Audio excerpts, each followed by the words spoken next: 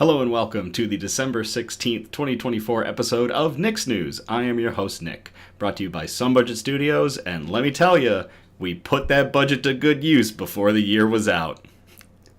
We're on every Sunday, and I thank you all so much for tuning in or catching the replay on the Nick's News Facebook page or the YouTube page. That's right, we are simulcasting between Facebook and YouTube. Hooray, we pulled it off. This is a program dedicated to bringing good news to counter all of the bad news that we are bombarded with on a daily basis, with the hope of bringing a little bit of joy back into the world. Several of our articles are pulled from websites like goodnewsnetwork.org and goodgoodgood.co, but we appreciate all of the articles sent in by you, the viewers. Hi, Cassidy, in the Facebook chat. So, yeah, new camera, new desktop, new desk, new monitors. I basically just went all out on new technology for Nick's News before the year was out. And I'm hoping that it will all just benefit future streams. So, camera's a little higher up and looking down at me, but I kind of like it because it gives a better view of the vivariums. I don't know if the camera's actually going to pick it out, but Sue is right here against the glass. Producer Donna sent me an early Christmas present in the form of some holiday items, a stocking. There's some like stamps across the vivariums right now that look really cool. So thank you very much, Producer Donna. Producer Donna also got me something that I'm going to wear when I do streams because this is really cool. So Producer Donna has Pirate Cat's Bay, which we put on our or Pirate Cat's Treasure that we do shout-outs for now and then. And, we got more people. Hello, Eliza in Facebook. Hello, Joseph in YouTube. So, Producer Donna made me this, and it's in my color trio, which is black, purple, and silver. So, I'm gonna wear this thing doing these live streams because it is baller. It kind of also reminds me of a centipede, which is like probably the worst case. Pirate Cat's Treasure. Thank you, Producer Donna. It reminds me of a centipede, which is probably like the worst case scenario. If I'm off my rocker and I get a centipede, I probably need to be committed at that point. So keep an eye on me for that. There we go. So it's just really cool. Hello, Julie in the Facebook chat. Slightly late is still here. My gosh, I have two brand new 27-inch monitors, and I have everything set up properly. I actually have enough room on one monitor to have the live stream feed and my scenes, and on the same monitor now, both chats fit perfectly. And then on the other one, I've got my script, which if I sent you this document, it's a bare bones script. We're doing this as live as much as we can. Vertebrae style chainmail. That's really cool. So, and then way over, we've got the articles. Oh, did anybody catch the camera doing that? Did anybody see the camera self-correct? That is a brand new camera. And we are streaming in slightly better, but I'm still trying to push it. Facebook will only allow me to go up to 1080p. However, YouTube can take full advantage of what this camera is capable of. So I might have to change up how the stream works between Facebook and YouTube to take full advantage of this camera and also be able to record in QHD. So we'll see what we do. Let's get into our news brew. I picked this one up. I'm trying to remember where I picked this one up. I think I know I was out of town when I snagged it, that's for sure, because it's from Ohio, which means this is one of the only good things that probably comes out of Ohio, and it's beer. And let's see how the new camera deals with this. This is Brandy Barrel Black Falls by Jackie O's Pub and Brewery. And actually, the camera did pretty well with that. This is a 13.5% ABV high-octane Imperial Porter. It was brewed with spicebush, It was conditioned on vanilla and aged in apple brandy barrels and bourbon barrels. So a double-barreled Imperial Porter, one of the higher ABVs for what we've got. It is a bottle, so we need our friend. Oh, that was bad. That was really bad. We need our friend, the Balisong bottle opener.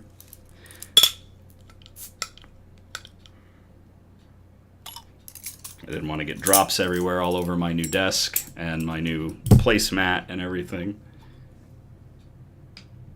Ooh, the vanilla is strong with this one. Actually, I need to pull on this mat a little bit. I need to adjust this. I just went through and I did all of this earlier, and then I look and I have this placemat off. There we go. Okay. I need cookies too. Yes, Julie, in the Facebook chat, I do. Julie is an amazing baker, and Julie has baked me a bunch of cookies. Maybe for either our next episode, which is the follow-up episode, I will have some cookies and beer. I actually have the news brews picked out. The one we're ending on this year is a banger. So look forward to those. I managed to score this beer out in Boston the last time I was there. And man, am I looking forward to it. So 6 different cookies. Nice. All right. So Imperial Porters, chalices, and goblets. I have my St. Bernardus Watteau goblet because I'm facetious as hell. This is probably going to be a couple pours to get through, but we'll get into the theatrics of a 1 to 5 minute pour.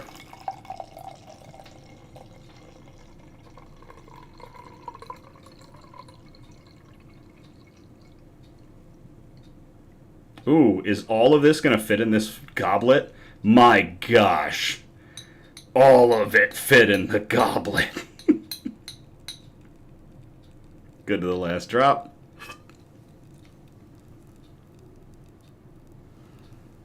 Oh my. Oh my. My God, that is a beer.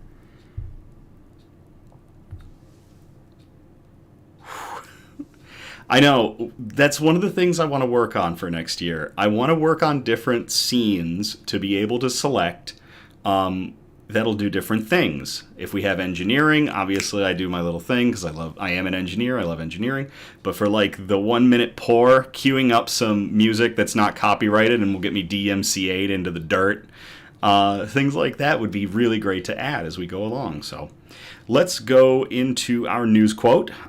This is a good one. Producer Donna helped me find this one, and I really like this one, so here we go.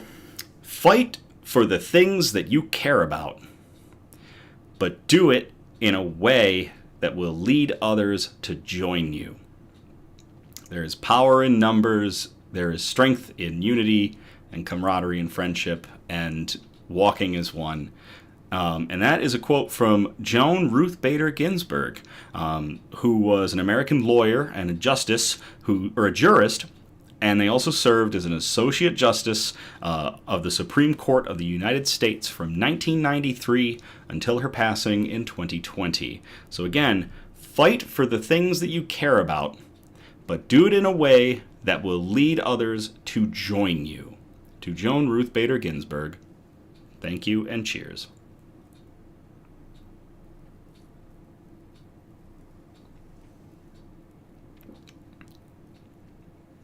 Good evening, Mona, in the YouTube chat. And good evening, Charlie, in the Facebook chat. And oh my God, 13.5% just kicked me in the chest. Holy crap. Oh, you are not pulling your punches, sir. Oh my gosh.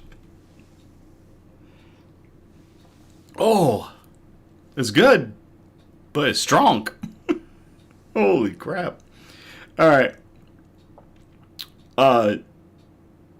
I skipped our shout-outs.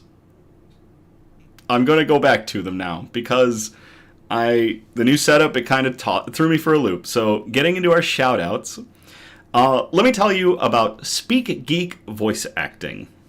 Yes, I know it's spelled incorrectly. You can find all these shout-outs in the descriptions of our videos on YouTube and Facebook. In the world of voiceover, Anthony can be anyone. Be it a hero or a villain, a prince or a pauper. He's a shy guy or the exuberant life of the party. Contact him if you need character voiceover, corporate voiceover, including IVR and voice on hold, or commercial voiceover. Anthony says, let's work together so we can give your project the voice that it deserves. There are links to go to Speek Geek Voice Acting. I have played in several games with Anthony, and I have a fun time just chatting with them. It's a fantastic... He's got a great voice, so if you need some voiceover work, contact Speek Geek Voice Acting. Cheers.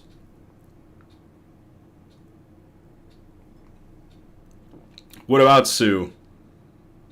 Can you see him? Producer Donna, or was it picking up his clicking? He's clicking against the glass right now. Can you see him, or did the microphone pick him up?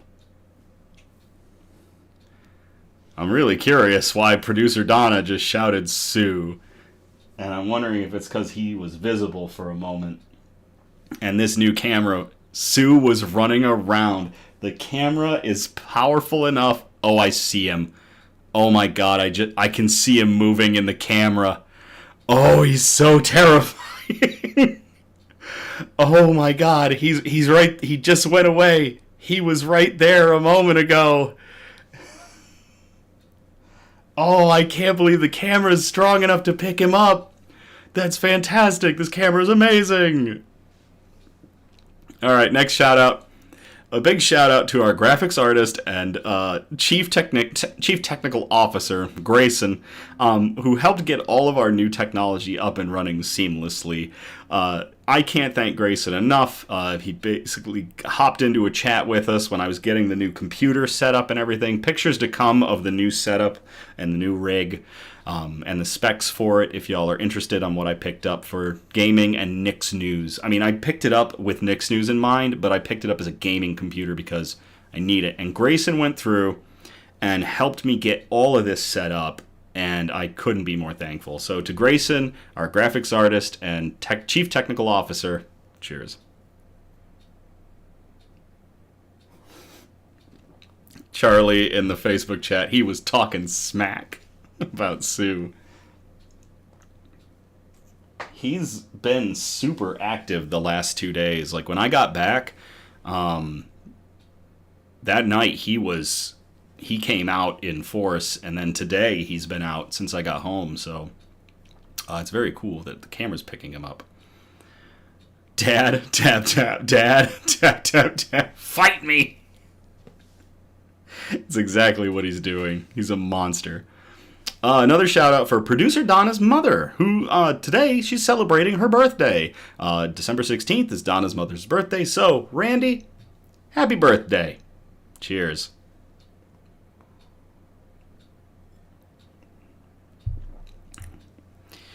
And last but not least, and this is a big one, a very special thank you to all of you, our Nick's Newsies, who tune in, who check us out, who spread the word of good news. You've given us the best holiday gift that any of us here at Nick's News could have ever asked for. We have crossed the line, the threshold of 200 followers. We have over 200 followers now, and we have over 40 subscribers on YouTube. And when you think of like the major streamers and everything, obviously these numbers are small, but it's a number of people that to me is exciting and big and getting the good news out, and I absolutely love that. I can't thank you all enough for tuning in and making Nick's News what it is, which is a show dedicated to bringing good news, and all of you are taking that good news and taking it with you out into the world, so thank you all. You all have made this year truly epic. And for us at Nick's News, we are grateful. So to you, our viewers, cheers.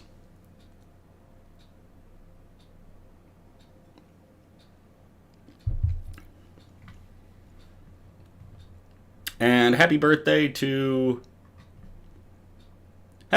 Charlie's brother Avis. He's 41. Happy birthday, Avis. Cheers.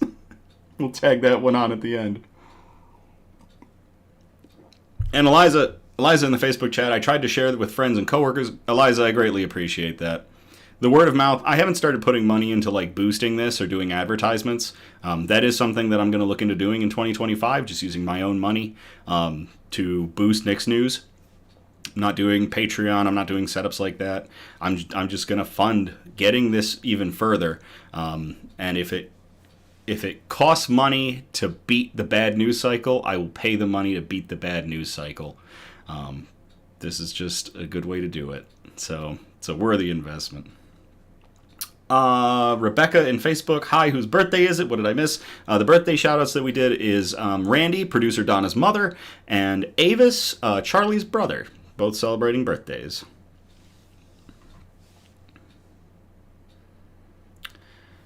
Okay, bug update. This is a big one. I don't know how many of you watch the Instagram. But Nick's News has an Instagram, and I do post some things to it. I post some behind-the-scenes stuff. I'll post news brews ahead of time, and I'll post things going on out here ahead of time. I don't know if I did a post of the new rig last week when I got everything up and running. I know I was posting the pictures of like the boxes of the monitors and the tower, but I don't think I posted the setup originally on my old desk. But I did post something this morning. Because when I woke up, there was some breaking news, and we'll get to it at the end of the bug update. So first, bug update. Elmira, she sleeps. She's asleep. She's in hibernation. Hoping to see her in a few months. Sue, he grumbles. He be grumbling. He's somewhere in there grumbling right now. Probably because he ate everything else that was in that tank that wasn't a cleaner. He actually leaves the cleaners alone, which is good. Ripley scuttles around. I actually found Ripley last night when I got home really late from Chicago. Ripley was in a spot in the vivarium I've never seen her in before, so she scuttles around. Lastly, if you didn't see the Instagram, it turns out I had another Christmas present this morning that unwrapped itself. Madeline Pryor, our Chinese praying mantis, before she passed away, she made an egg case. And this morning, it hatched. And now there's a small army of baby Chinese mantises running around in that vivarium. And it's why, if you look closely, you will see paper towel shoved into every orifice that is just barely thick enough for them to escape. Because I found several outside of the tank. In fact, while producer Donna and I were getting the stream all set up earlier, I had a small meltdown when in the camera I could see one running around. And then I ran over and I had to play damage control because at least 5 others had escaped at the same time. So I have a small army of baby mantises that I am calling the Swarm. And you can expect to see the Swarm featured on a future installment of Nick's Flora and Fauna on Tuesdays on the main Facebook page. My next update is a Flora update, so it'll be another one of my plants. But after that, I will showcase baby mantises and how to take care of baby mantises. So, Madeline, these little goblins will do you proud.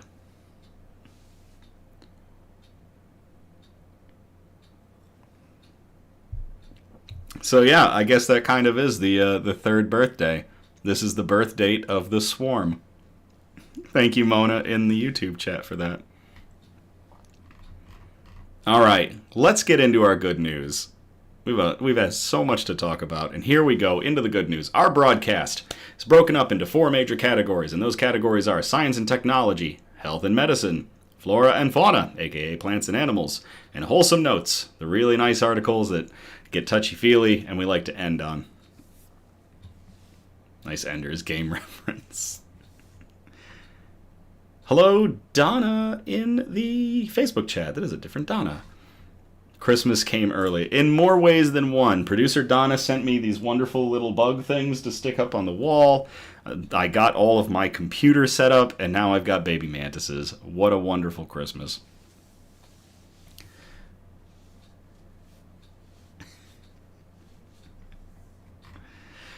All right, so we're going to start off in Category 1, Science and Technology. First article I called Totally Radical Spacesuit, Dude. And I'm going to copy and paste this into the chat if y'all want to read along.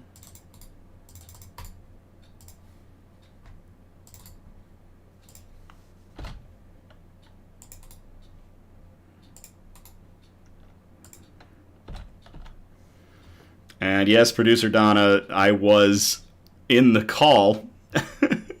I was in a call with producer Donna getting things set up when the swarm started to break out of the tank, and I was losing my mind, yelling at baby mantises. All right, let's get into this. Actually, I think I'm going to move... Oh, this is so cool.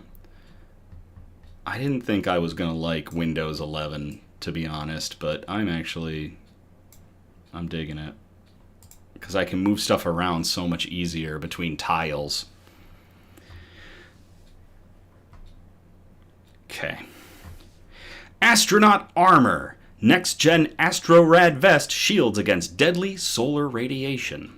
This was posted to SciTech Daily on December 15th, 2024 by the International Space Station U.S. National Laboratory.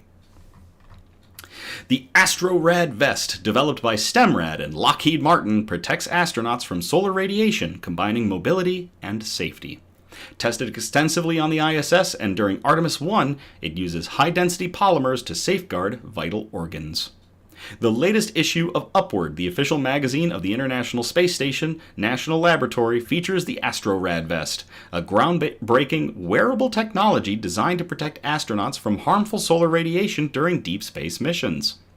Developed through a partnership between STEMRAD and Lockheed Martin, without a doubt one of my favorite companies of all time, the vest has been extensively tested aboard the ISS, resulting in major improvements in both design and functionality. NASA astronaut Kayla Barron, who evaluated the vest on the ISS, describes it in Upward as like a gravity blanket in space, noting the balance it aims to strike between protection and mobility. She emphasized the importance of custom-fit wearable solutions for astronauts, calling the AstroRad vest an elegant solution to a challenging engineering problem.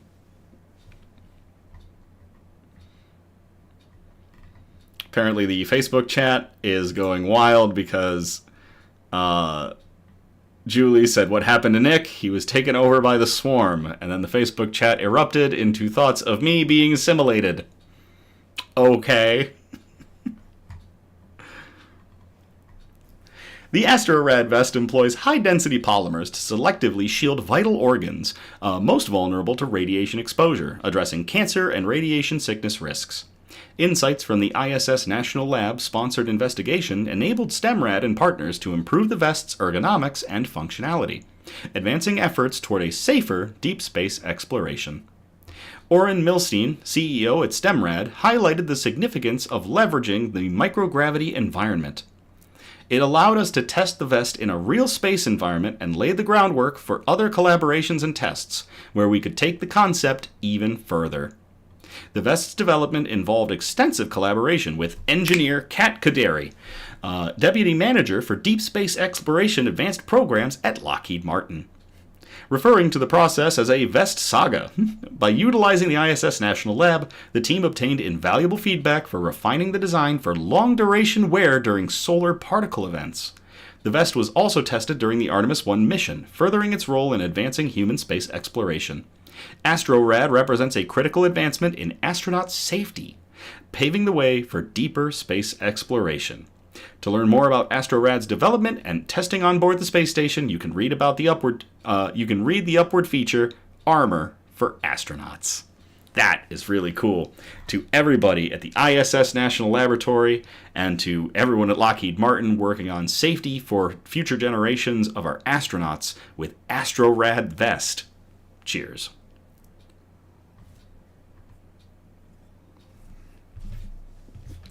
Oh my gosh. The beer is delicious. There's a lot of, like, the vanilla's super sharp. The apple brandy is just like the sweetest touch of apple. And the bourbon is strong. But man, that beer slaps. All right. That was it for science and technology. We're going to get into category 2, health and medicine. And we've got a double feature here. of cancer. Fuck cancer. I'll copy and paste this first one into the chat if y'all would like to read along.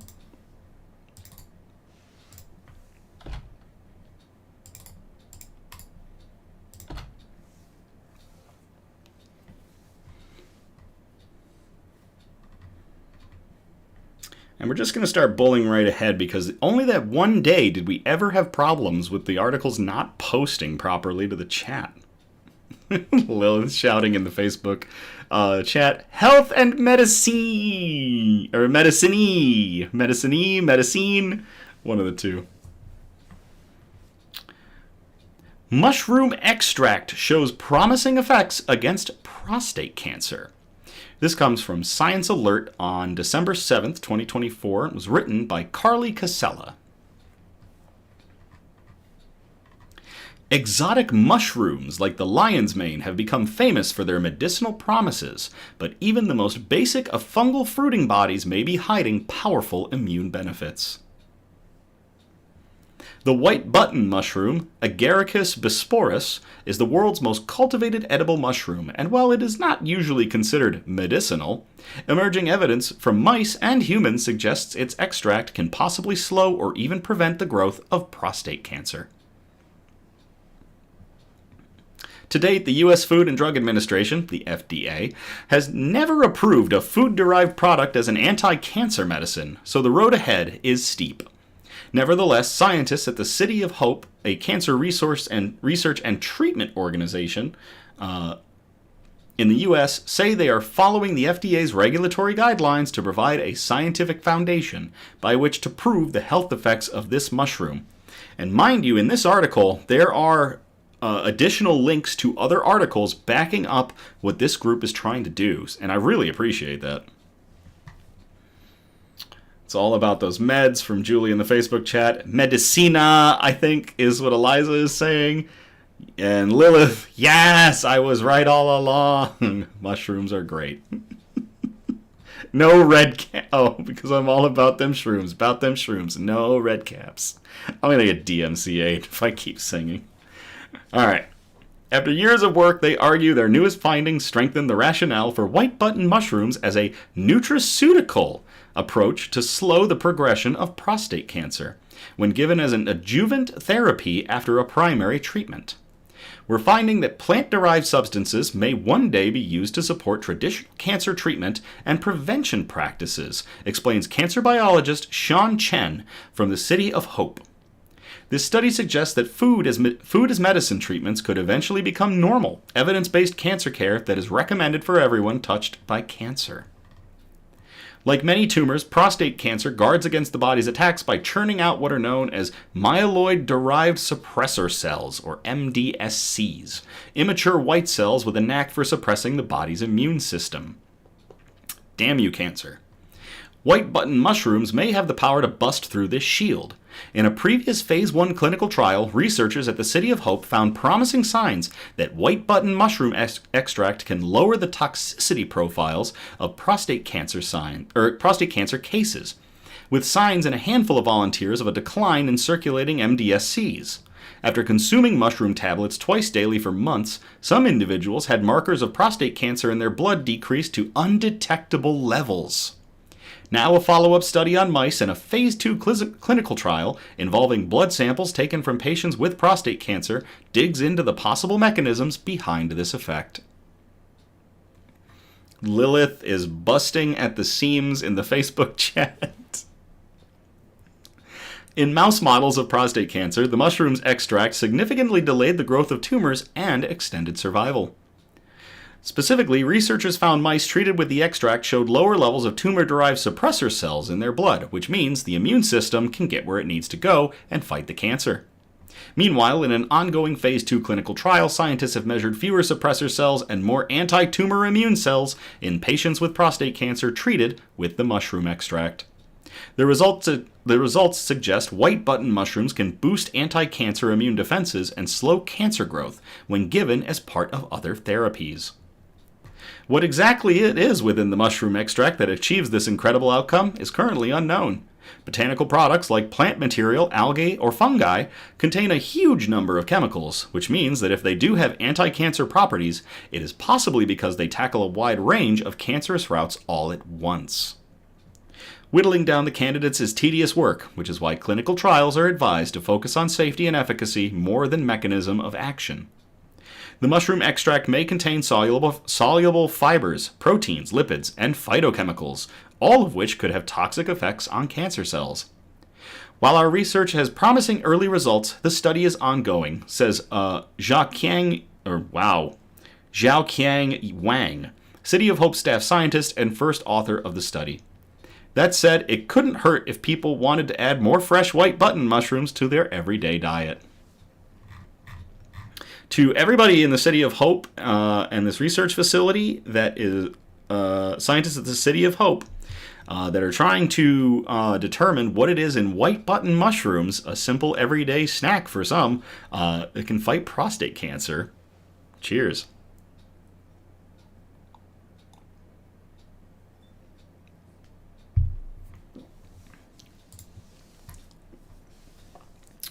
And now, I will copy and paste our second Fuck Cancer article into the chat if y'all want to read along.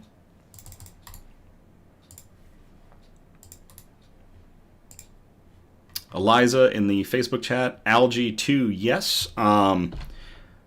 Back when I was still... Actually, it was a little bit after I stopped working at Grand Valley State University's Annis Water Resource Institute.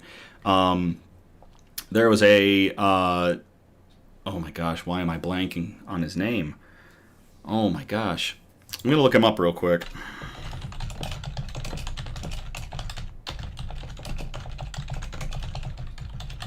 I've only run into him a handful of times since I left Grand Valley. Oh man, Dr. Mark Luttington. Gosh, I can't believe I forgot his name. I haven't gotten to work with him or seen him in so long. Dr. Luttington was running some tests looking at algae samples at the bottom of, I think it was Lake Michigan, and potential cancer-fighting properties, and I just thought that was bonkers. So yeah, just some really cool stuff with fungi, with algae. Let's get into this one. Major shift in cervical cancer screening, what the proposed guidelines mean for women. This was published December 14th of 2024 on Gizmodo by Ed Cara. Getting checked for cervical cancer is looking to become a lot more convenient. An influential panel of experts is calling for new changes to the current recommendations surrounding cervical cancer screening, changes that should result in fewer pap smears for many women starting in their 30s. On Tuesday, the U.S. Preventative Services Task Force issued its draft guidelines for the screening of cervical cancer in the U.S. The most notable difference will be recommending that women ages 30 to 65 only need to get tested for high-risk strains of the human papillomavirus, or HPV, every 5 years, rather than needing to get pap smears every 3 years. The guidelines should make cervical cancer screening a less stressful experience for most American women. The USPSTF is under the umbrella of the U.S. Department of Health and Human Services, but its members are voluntary outside experts that are brought in to review the evidence and to provide recommendations on a variety of topics related to preventative health care, including cancer screening. Its guidelines are widely followed by healthcare professionals and influence the health coverage of certain preventative services whose value is backed by strong evidence. Currently, the USPSTF recommends that women ages 20 to 29 start getting screened for cervical cancer every 3 years via cervical cytology, or the pap smear. Women between 30 and 65 are currently recommended to either receive a pap smear every 3 years, a high-risk HPV test every 5 years, or a combination pap smear HPV test every 5 years.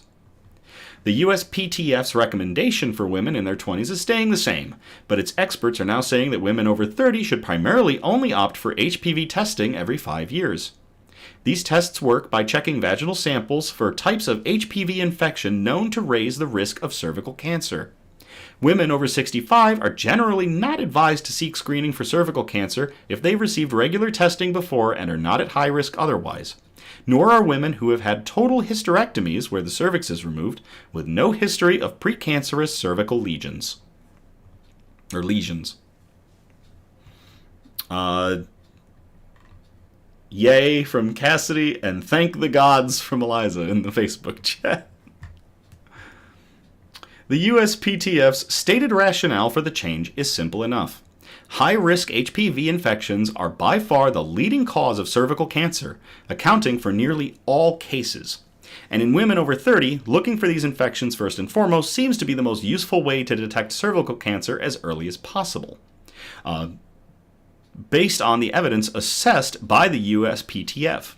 Additionally, the USPTF has determined that self-collected HPV tests are just as valid for screening as those performed by a healthcare professional. 2 HPV tests were recently approved by the Food and Drug Administration this year for self-collection. The latest science shows that screening for cervical cancer with an HPV test is the optimal approach for women who are 30 to 65 years old, said Task Force Vice Chair John Wong, a primary care clinician in the Department of Medicine at Tufts Medical Center, in a statement from the USPTF announcing the news. The guidelines will still call for women over 30 to receive pap smears or combination testing if the standard HPV test isn't available. And patients and their doctors can still always choose the method they most prefer. If it is possible that the USPTF's draft recommendations could substantially change before they're finalized next year, though this rarely happens. As usual, the USPTF is allowing the public and outside experts to weigh in on their decision, with the comment period open until mid-January. That's pretty slick that they are leaving that open for the public as well to be able to make their cases. So it's really neat.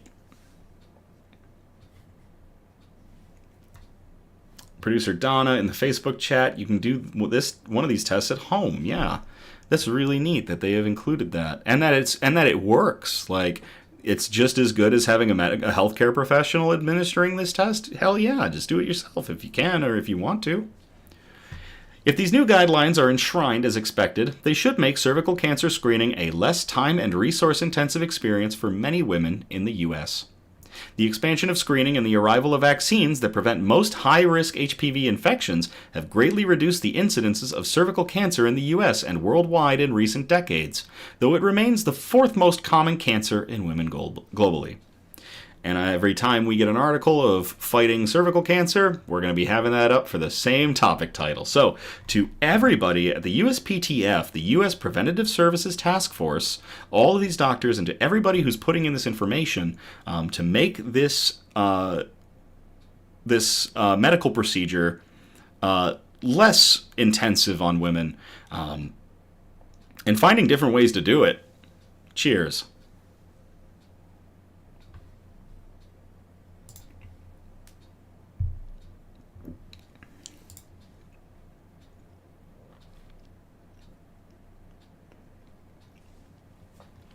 Okay, so that's going to get us out of health and medicine. We're going to move on to category 3, flora and fauna, aka plants and animals. And we've got another double feature here, double feature of all the buzz. So this first one is going to come from Cassidy. Thank you very much, Cassidy. I will copy and paste these into the chat if y'all want to read along.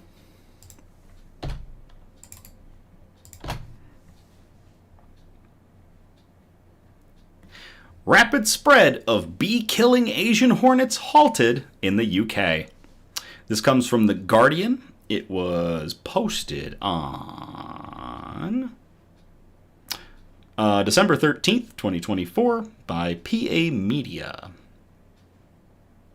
Really? That's who wrote this one? It doesn't list another author. Okay.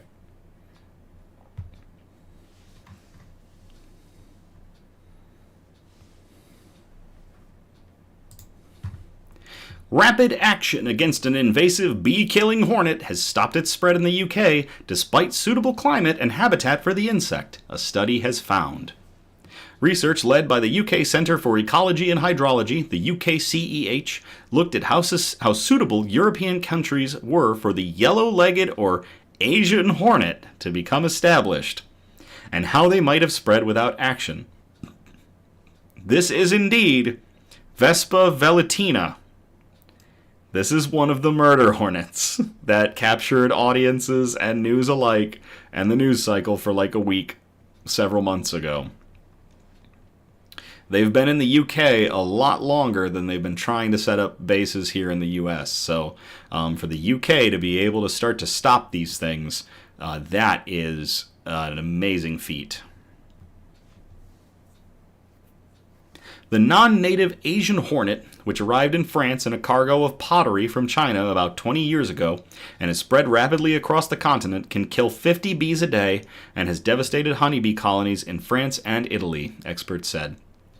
It was first seen in the UK in 2016, and there have been regular sightings since, including 44 confirmed this year, largely in Kent and East Sussex. But the National Bee Unit responds rapidly to reports of the invasive species, which preys on honeybees and other pollinating insects, destroying hornets and nests that it finds, the UK CEH said. The EU-funded study, published in the Journal of Applied Ecology, found there were areas where the climate and habitat was highly suitable for the hornets in France, Spain, Portugal, Italy, Belgium, the Netherlands, Denmark, Germany, the UK, and Ireland. By December of 2023, the yellow-legged hornet had established itself in France, Spain, Belgium, the Netherlands, Portugal, Italy, Switzerland, Germany, and Jersey.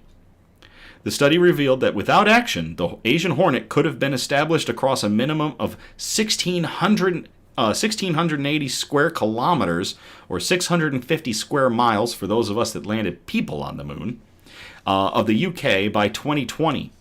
By 2026, a decade after the first UK sightings, the hornet could have been established in 44 to 66% of the area of the country that has suitable climate and habitat for it, the study found. But although there have been individual sightings in the UK since 2016, there has been no spread across the country because all nests have been removed, suggesting surveillance and rapid eradication attempts have helped limit the hornet's spread, the study said. The lead author, Dr. Richard Hassall of the UK CEH, said no significant spread has yet been reported in the UK, and while there has been recent establishment in Germany and the Netherlands, our predictions suggest that the attempts to tackle the yellow-legged hornet in these countries have so far been successful in limiting its spread.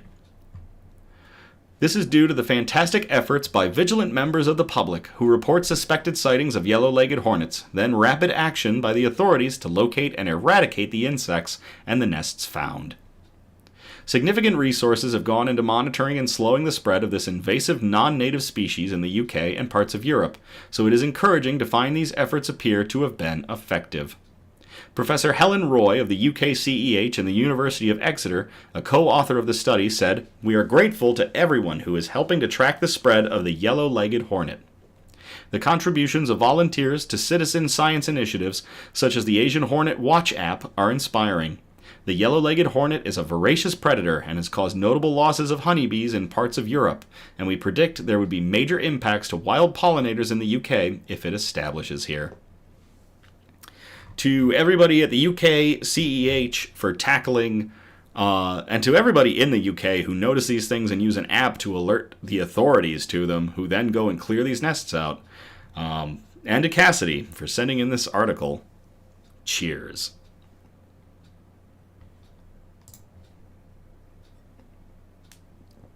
I am usually not much for the destruction of insects of any type. Clearly, I keep several arthropods. I raise them as well. But in the case of invasive species, and especially ones as rampant as yellow-legged hornets or any of the Japanese wasps that are trying to make their footholds in other areas of suitable ecosystem, I'm okay with that. Mona, I'm so glad they don't call them murder hornets. I hate the moniker. They're just nasty things. They really are. So this next one is another All the Buzz, and I will copy and paste this into the chat if y'all want to read along.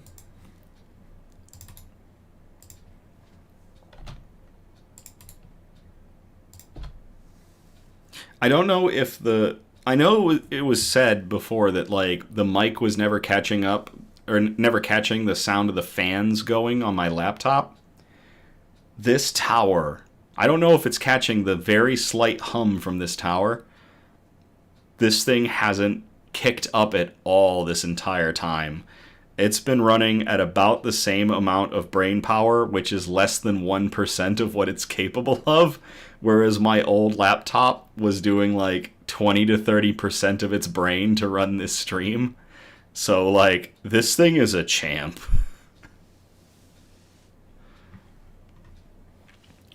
A revolutionary lab just solved a major gap in bumblebee conservation by breeding bees in captivity. This came from goodgoodgood.co on December 9th of 2024, and it was posted by Megan Cook. Lilith in the Facebook chat confirming, nope, not at all. Can't hear this thing. It is whisper quiet. And it's been saying about the same temperature, too, the whole time. Like, nothing is getting this thing down. I'm sorry, I don't mean to brag about it. I haven't bought a new computer in so long, and I just decided to treat myself. And plus, this thing will last us for a while. So, in 2021, scientists in... Oh, no. Producer Donna, I forgot how it's pronounced. Oh, Guelph? Is it Guelph? I think it's Guelph. Producer Donna's gonna yell at me after the stream. She's gonna blow me up for this.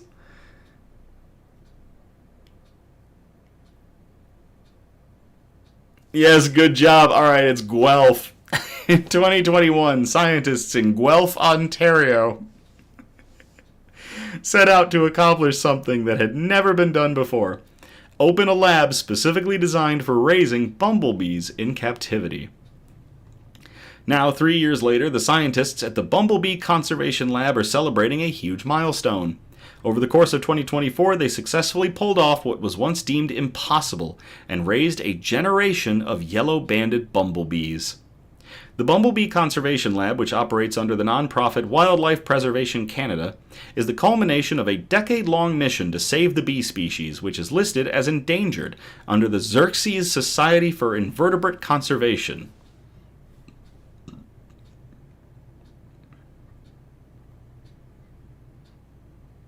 Chat is blowing up a little bit about me bragging slightly about the new desktop. Thank you, Lily. I really do appreciate that. I need to brag about it. I deserve good things. Thank you. And yes, producer Donna backing that up. It wasn't just a treat. We need it for plans for the future of Nick's News and the growth of Nick's News. So it is a very intelligent and solid investment. All right, back to the Fuzz Buzz Nurseries, as Eliza put it. Fuzz Buzz Nursery.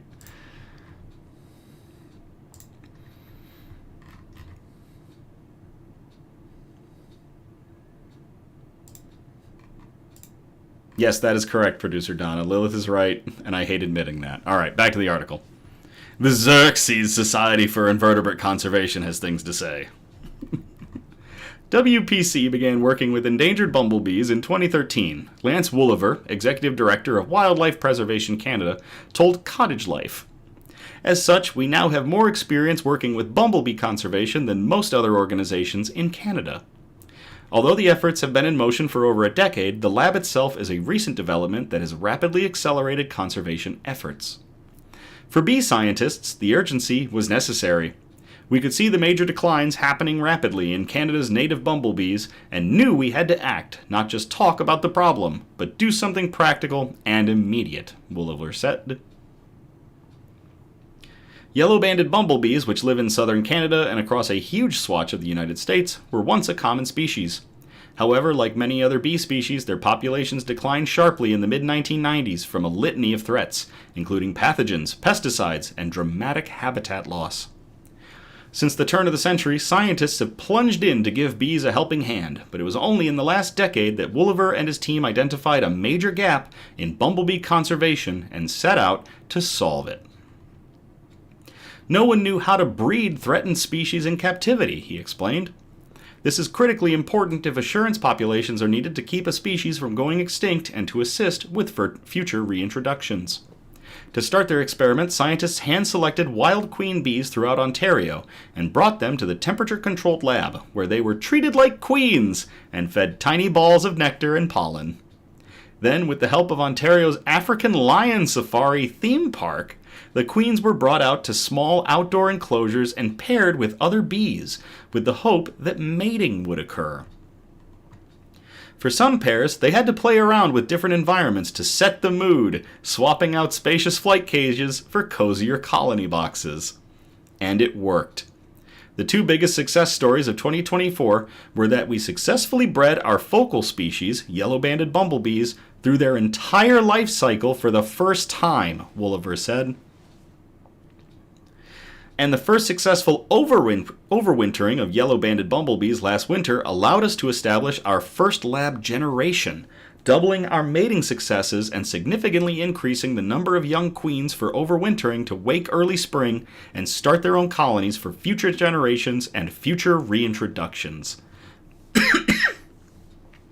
Although the first of its kind experiment required careful planning, consideration, resources, and a decade of research, Wolliver hopes that their efforts inspire others to help bees in backyards across North America. Be aware that our native bumblebees really are in serious decline, Wolliver noted. So when cottagers see bumblebees pollinating plants in their gardens, they really are seeing something special. Mona in the YouTube chat. The name Guelph comes via the Italian Guelfo from the Bavarian Welf, a reference to the House of Welf to honor King George IV, the reigning British monarch at the time of the city's founding. Interesting. Thank you for that, Mona. Lilith in the Facebook chat, love that we're all just talking about the birds and the bees right now. Ha ha. Get it? Thank you, Lilith. To everybody, all of the scientists working at Wildlife Preservation Canada and the Bumblebee Conservation Lab for managing to breed yellow-banded bumblebees for the first time and establish colonies of them. Cheers.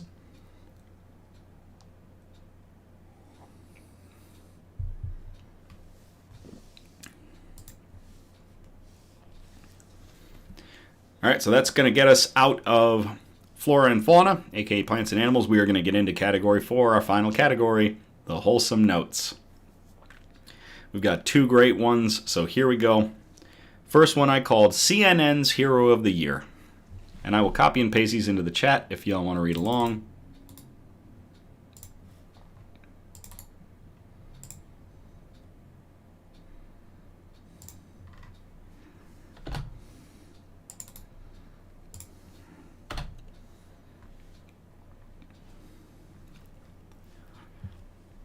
Stephen Knight, who provides foster homes for dogs while their owners seek addiction treatment, is CNN's Hero of the Year.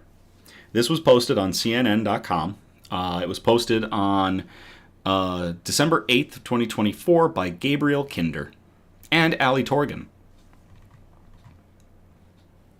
Stephen Knight, whose nonprofit saves lives by providing foster care for dogs while their owners focus on addiction recovery, is the 2024 CNN Hero of the Year.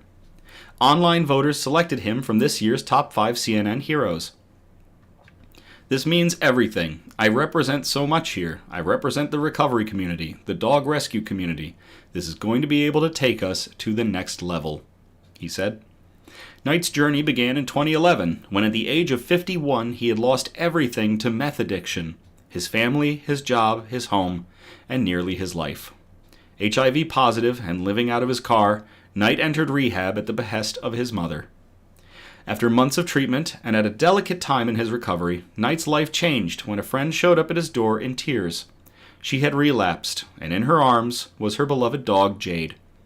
Knight's friend said no one would take Jade, and she asked Knight for a ride to a shelter so she could surrender her. I looked at Jade and we looked at each other, Knight said. It was one of the most spiritual moments, like, I think we might need each other here. Knight soon realized that other people were delaying or foregoing treatment because they could not find safe housing for their pets. He sought advice on best practices from a local animal rescue and educated himself on foster care protocol. These shelters are running 150% over capacity. If you're over capacity, then you start euthanizing dogs, Knight said. We cannot have the solution be euthanized dogs. We can't. In 2015, Knight's organization, Dogs Matter, became a registered nonprofit, and he buttoned up his program, vetting applicants, conducting animal behavior assessments, and executing contracts that require participants to stick to their recovery plan and complete a 12-month post-release wraparound program. Today, Knight lives with his 3 dogs, Jade, Piper, and Lady, and his organization has helped more than 1,200 dogs and their owners. As Knight approaches 14 years clean and sober, he hopes to make Dogs Matter a national model program with the goal of giving other animals and their humans the same second chance at life that he got. I share this award with Jade. She's the reason why I did this. One act of kindness, and then to have that dream and that goal, to be able to help others and do one step at a time to get there. And 1,200 dogs later, it's amazing. It's just beginning, too. As CNN Hero of the Year, Knight will receive $100,000 to expand his work. He and the other top 5 CNN heroes each receive a $10,000 cash award along with donation matching up to $50,000 each from the Elevate Prize Foundation. Knight will also receive an additional $50,000 from Elevate. In its 3rd year of collaboration with CNN Heroes, Elevate is also providing organizational and capacity building support to the honorees. Notable guests joined the broadcast to help share the top 5 CNN Heroes stories, including Bradley Cooper, Pedro Pascal, Oprah Winfrey, Misty Copeland, and Zachary Quinto. Denai Guerrera helped honor this year's Young Wonders, and Kelly Ripa saluted the heroes too. The 2nd annual CNN Heroes Legacy Award was presented to Michael J. Fox. He was diagnosed with Parkinson's disease at age 29, and Fox has brought hope to millions worldwide since launching the Michael J. Fox Hope Foundation in 2000. They have funded $2 billion so far to speed up Parkinson's research and eradicate the disease. During his acceptance remarks, Fox shared the honor with others. I'm very proud on behalf of all the people with Parkinson's and their families who have fought so hard for a cure and fought so hard for answers and new drugs in the pipeline, and through our foundation have found a way to realize that. Teenage twins Brooke and Brianna Bennett were honored as CNN Heroes Young Wonders. They founded Women in Training Incorporated to end period poverty in the U.S., where 1 in 4 girls cannot afford menstrual products, which can cause them to miss school. In 2019, the girls learned about this issue as they approached their 12th birthday, and they wanted to find a way to give back in celebration. Their nonprofit provides girls, women, and non-binary youth with free period products, education, and mentorship. Right now, your donation to any of the top 5 CNN heroes could go twice as far. CNN has teamed up with GoFundMe to enable donations to this year's honorees. Contributions made through January 5th are being matched dollar for dollar by the Elevate Prize Foundation. You can learn more and help the heroes at cnnheroes.com right now. You can also follow the Elevate Prize Foundation on Facebook, Instagram, and Twitter, now called X.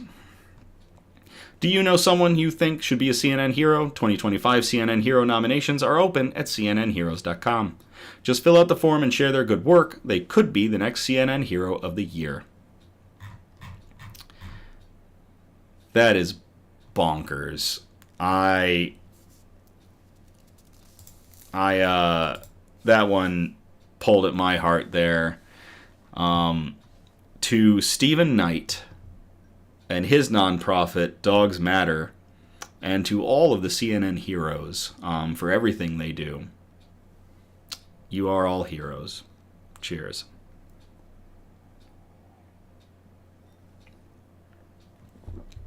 Lilith, you have a great night on the Facebook, and Julie, no worries. Mona in the YouTube, wow, wonderful set of heroes, love it. I do too, Mona, I do too. And speaking of heroes, I called this last article for tonight, Not All Heroes Wear Capes. And I'm going to copy and paste this into the chat for y'all to read along.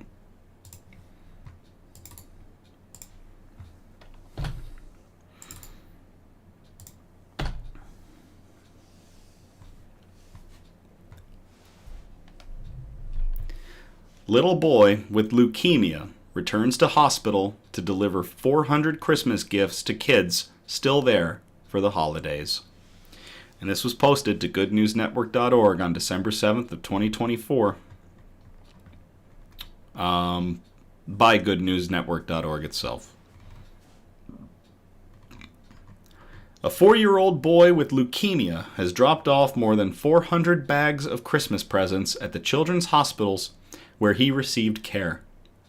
Elliot Hole and his mother Harley decided to give back by distributing advent calendars and other fun items to keep sick kids entertained through the holidays.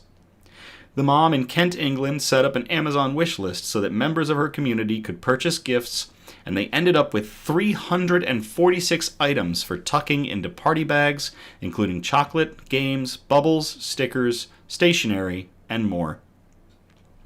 The family then dropped them off in crates to 3 local hospitals, the Royal Marsden in Sutton, King's College in London, and Princess Royal University Hospital in Farnborough. From what I have experienced, you are stuck in a room and unable to leave because of viruses, and it gets very boring, Harley, who is a hairdresser by trade, told SWNS News. The reception from the patients was brilliant. The nurses were all amazed by how much there was. We wheeled in this huge crate of presents. I stopped counting when we got to 400, but I would say in total we did about 440, as well as over 100 calendars. Harley first noticed something was wrong with Elliot in January of 2022, when he had started limping. They took him to the hospital, where some blood tests were done, and 3 days later they were told he had acute lymphoblastic leukemia. Elliot then started a 3-year treatment plan that entails daily chemotherapy, which will end in March. I sometimes forget what we have been through. When I hear other family stories, I think, wow, that's awful. Then I remember that we are that family too. When he was first diagnosed, we basically lived between King's, Marsden, and Darrant Valley Hospital for the first 4 months. Now, I need to be on hold for Elliot at all times. Because of his temperature spikes, we need to get him to King's within the hour. He is a very kind little boy. He is quite outgoing. Considering everything that he has been through, you would never think that anything was ever up. He is quite strong-willed and just powers through. Harley says that receiving a gift bag like this would have meant a lot to Elliot and herself at the peak of his treatment. The kids love it, and it is nice to know that people are with you, standing alongside you. The community has been amazing. It was heartwarming to see how many people got involved. As Elliot approaches the end of his treatment, he is beginning to take part in more hobbies and has just started playing soccer. Harley says she is thrilled that her son is finishing treatment. It is a milestone that obviously not all children get to reach.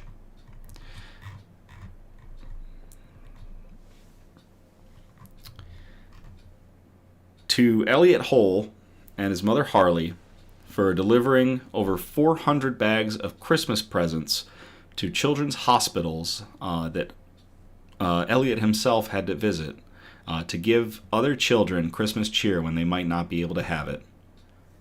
You are a hero. Cheers.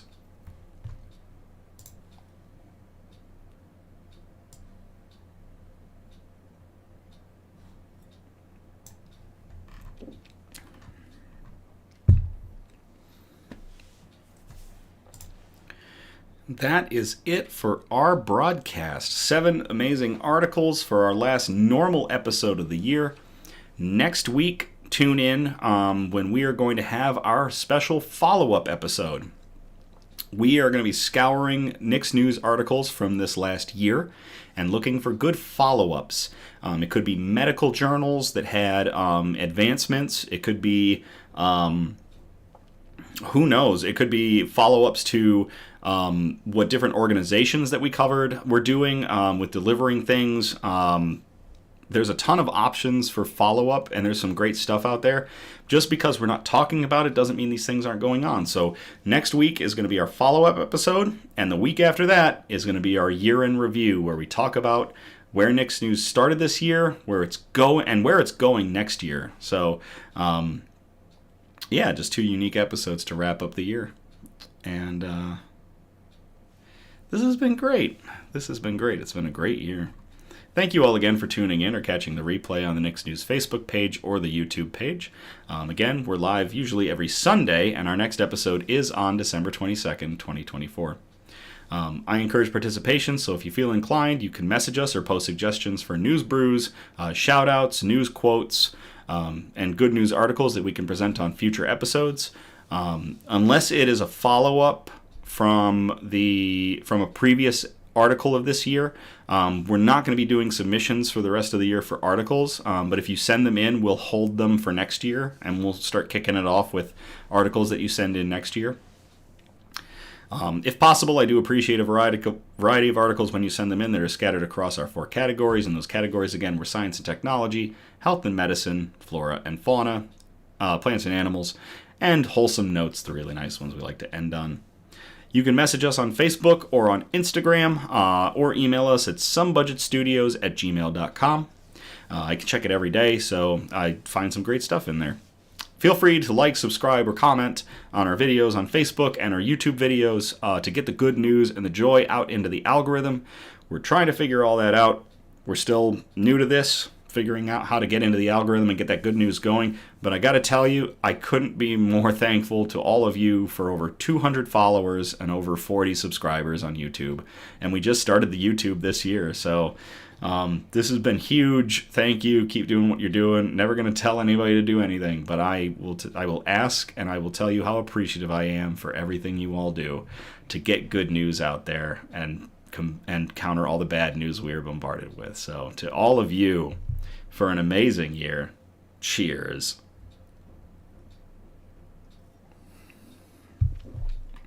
And as always, thank you again. Have a great night. I love you all. And I will play us out.